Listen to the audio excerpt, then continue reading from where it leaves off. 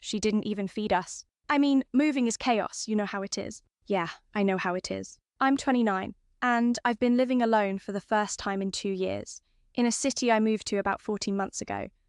Partly because a job came through, partly because my friend Jess was already here.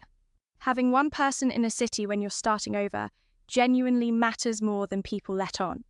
Last Saturday, she moved apartments about 40 minutes from mine in a part of the city I don't know well enough to navigate without actively looking at my phone. She'd mentioned the move maybe 3 weeks before. Casually, over text, said it would be a whole thing. Boxes everywhere, second floor, no elevator.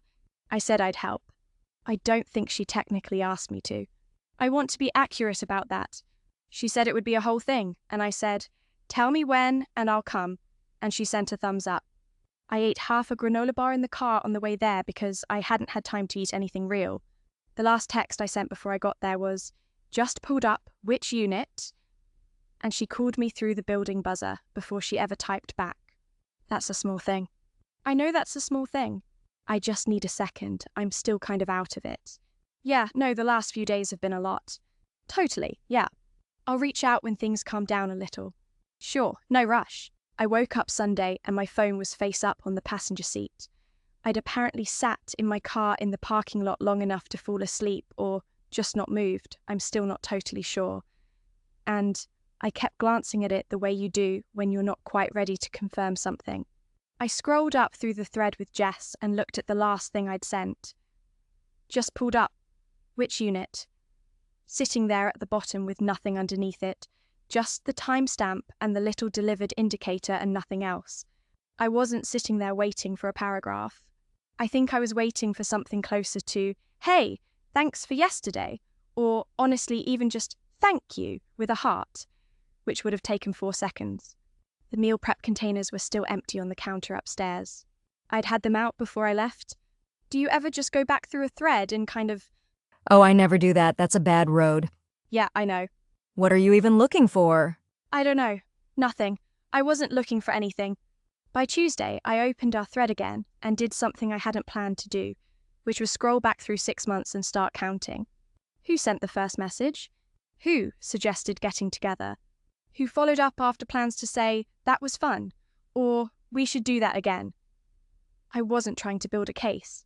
I really wasn't. But once you start counting, you don't really stop until you hit a number.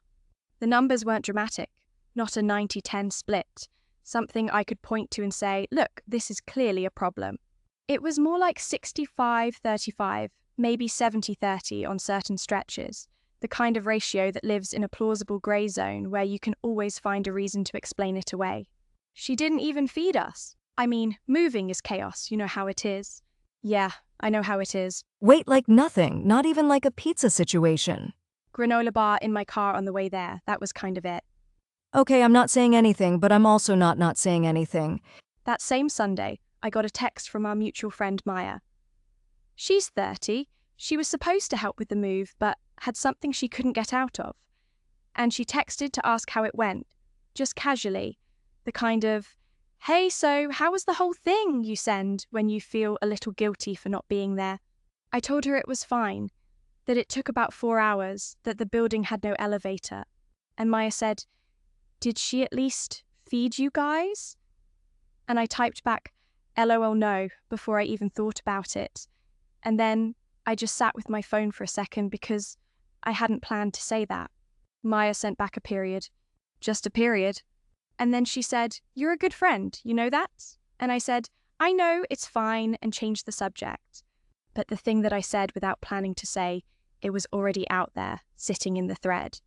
Did you see it? Yeah, The mug. the mug. I mean, it does look nice, objectively. It does look nice. Wednesday was when the Instagram post went up. New apartment, shot from a low angle to catch the light coming through the window in that specific way that looks effortless, and is definitely not effortless. A single white mug on the sill.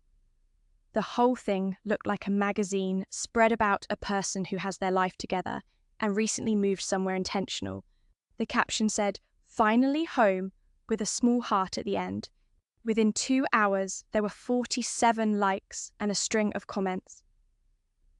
"Obsessed? So you?" Can't wait to visit. And I read through some of them the way you read something you weren't supposed to see, even though it was public, even though I was right there. My name wasn't in the caption. Obviously, my name wasn't in the caption. I sat with the post for a moment and then liked it, the way you do, and closed the app. The following Saturday, I was in my kitchen when my phone buzzed, and it was Jess. Are you free this weekend? Finally getting unpacked, would love to have people over. I read it standing by the counter. I didn't respond immediately. I did the dishes. I'd been putting them off since Thursday, and then went for a walk that ended up being about an hour, a route I take when I don't have a destination, just the neighbourhood loop that brings me back to my own front door. When I got back, the message was still there, which obviously it was. I typed out a response that was maybe 3 sentences long and then deleted it, and then typed one that was just, sounds fun, let me check my schedule, and looked at it for a while before sending it. 6 months ago, I wouldn't have had to think about it. I would have just said yes, figured out the details later, shown up with wine or snacks or whatever felt right. Nothing happened between then and now. There was no argument, no moment I could point to, no confrontation where lines got drawn. It's just that something that used to feel like it went both directions has started to feel more like a current I've been swimming in without noticing. I kept thinking about that mug on the windowsill, the light hitting it just right, and I kept thinking about the granola bar in my car. I'm aware those two things are not equivalents, but they were both true at the same time, and they were sitting next to each other in my head. The message is still on my phone.